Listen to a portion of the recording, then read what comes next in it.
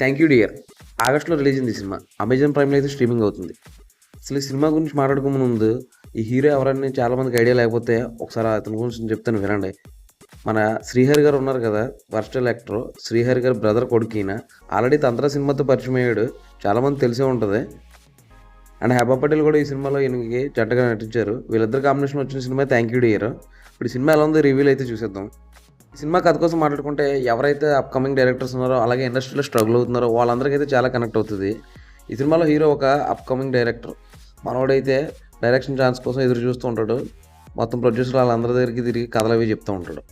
At the same time heroine పరిచయం అవుతుంది, హీరోయిన్తో లవ్లో పడతాడు. ఇదే సిచ్యువేషన్లో సిటీలో అయితే వరుస హత్యలు అయితే జరుగుతూ ఉంటాయి.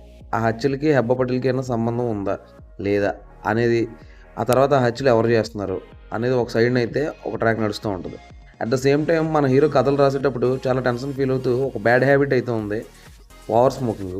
ఆ స్మోకింగ్ వల్ల మనవాడు ఎలాంటి ఇబ్బందులు అయితే ఫేస్ చేశాడు, అసలు ఏమైంది అనేది ఇంకో సైడ్ని అయితే ఇంకో ట్రాక్ నడుస్తూ ఉంటుంది. ఇది సింపుల్గా చెప్పుకోవాలంటే ఈ కథ. అసలు ఈ సినిమా అయితే ఒక రొమాంటిక్ స్టోరీగా వచ్చింది. బట్ ఏంటంటే మధ్యలో మనోడు సోషల్ మెసేజ్ కూడా ఇచ్చాడని చెప్పుకోవచ్చు. ఫస్ట్ హాఫ్ అయితే ఈ సినిమా మొత్తం లవ్ స్టోరీతో నింపేయాడు. ఆ లవ్ స్టోరీ అయితే మనకి చాలా ఇబ్బందిగా అనిపిస్తుంది, ఎందుకంటే చాలా స్లోగా ఉంటుంది నరేషన్ కూడా. బోరింగ్ కొట్టేస్తుంది కొన్ని చోట్ల అయితే. సరిగ్గా ప్రీ ఇంటర్వెల్ దగ్గర నుంచి సరైన సీన్ అయితే స్టార్ట్ అవుతుంది. అక్కడి నుంచి మనకి ఇంట్రెస్టింగ్గా అనిపిస్తుంది. ఒక మంచి పాయింట్ అయితే చెప్పారు. సెకండ్ హాఫ్లో అసలు సినిమా ఉంది. సెకండ్ హాఫ్ అయితే పర్లేదు, బాగానే ఉంటుంది. ఒక డీసెంట్ సినిమా చూసామని ఫీలింగ్ అయితే అనిపిస్తుంది. సెకండ్ హాఫ్లోనే మొత్తం సినిమా అంతా మనోడు దాచేసాడు. ఏ పాయింట్ అయితే చెప్పాలనుకున్నాడో దాన్ని క్లియర్గా అయితే చెప్పాడు. అసలు ఈ సినిమాలో అప్కమింగ్ డైరెక్టర్స్, అలాగే ఇండస్ట్రీలో ఏలేద్దామని వచ్చిన చాలామంది పడే స్ట్రగుల్స్ ఏవైతే ఉన్నాయో అవన్నీ అయితే చాలా క్లియర్గా చూపించాడు. ఇలాంటి సినిమాలు చాలానే వచ్చాయి. బట్ ఏంటంటే ఇందులో స్పెషల్ మనోడు ఒక రొమాంటిక్ డ్రామాతో పాటు మంచి మెసేజ్ ఓరియంటెడ్ కూడా ఇందులోనే చూపించాడు. అదేంటంటే సెకండ్ హాఫ్లో మొత్తం అసలు స్మోకింగ్ వల్ల ఎదురయ్యే ఇబ్బందులు ఏంటి అవన్నీ క్లియర్గా చూపించాడు. ఈ సినిమాలో సెకండ్ హాఫ్లో ఏం జరుగుతుందంటే మనోడు ఓవర్ స్మోకింగ్ చేయడం వల్ల పక్కనే ఉన్న ఒక చిన్న బాబు చనిపోవడం జరుగుతుంది అన్నట్టు ఒక చిన్న సీన్ అయితే క్రియేట్ చేసి చూపించాడు.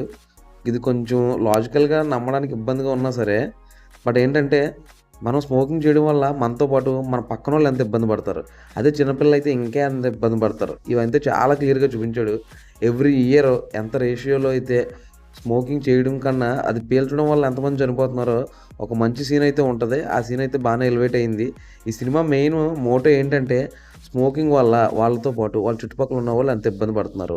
సో ఇప్పటికైనా అర్థం చేసుకుని వాళ్ళు స్మోకింగ్ తగ్గిస్తూ అలా మానేస్తే మంచిదని చెప్పేసి ఒక మంచి పాయింట్ని ఈ రొమాంటిక్ డ్రామాలో అయితే మనోడు చెప్పాలనుకున్నాడు. సినిమా చూసిన తర్వాత చాలామందికి అనిపిస్తుంది, అరే మనం కూడా ఇలానే తప్పు చేసామే అని చెప్పేసి. నాకైతే ఈ సినిమా ఒక బిలో యావరేజ్ సినిమాలో అనిపించింది. బట్ మెసేజ్ మాత్రం బాగా నచ్చింది. బట్ ఇంకొంచెం గ్రిప్పింగ్గా నమ్మశక్యంగా మనోడు నేరేట్ చేస్తుంటే బాగుండేది అనిపించింది. మనం మాట్లాడుకున్న ఇంకో విషయం ఏంటంటే అసలు మెసేజ్ ఓరియంటెడ్ ఫిల్మ్లు ఎవడ చూస్తాడో ఈ రోజుల్లో తీస్తే అని చెబుతూనే ఒక మెసేజ్ ఓరియంటెడ్ ఫిల్మ్ అయితే ఇందులో చూపించారు మనకి. మీ ఫ్రెండ్లో ఎవరైనా సరే ఓవర్ స్మోకింగ్ చేసే ఫ్రెండ్స్ ఉంటే తన దగ్గర పెట్టుకుని ఈ సినిమా అయితే చూడండి.